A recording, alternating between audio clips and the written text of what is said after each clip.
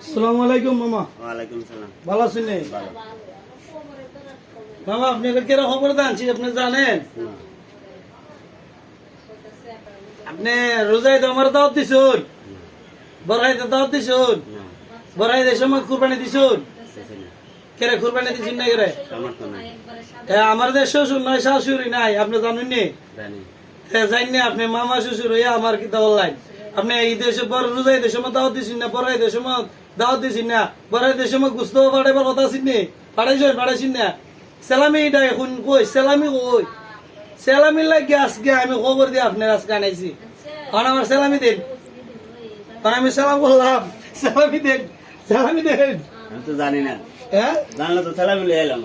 আপনি জানেন তো আমার শ্বশুর নাই শাশুড়ি নাই, জানি। তে জানেন না কেমন তে এখন আপনি মামা শ্বশুর নেই, আপনার দায়িত্ব আসেনি, আপনার কর্তব্য আসেনি, আমার দাওয়াত দিছ, সালামি দিছি না, এখন আপনি অফরে দিনি।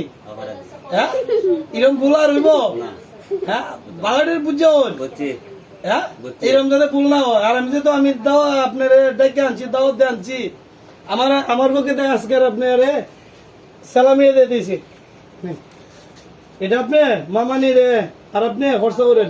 আর এটা দিয়ে বিড়ি খাওয়ান যেত না, কি খাওয়ান যেত না, বিড়ি খাওয়ান যেত না, মনে থাকবো। আর ঈদ আইলে গুরু বালাইবেন, দাওয়াত দিবেন যাতে মনে থাকে, এরকম ভুল যাতে না হোক। আজকে আর বেশি বুঝতে পারলাম না, আমি দোকানে যেতাম গা। আসসালামু আলাইকুম।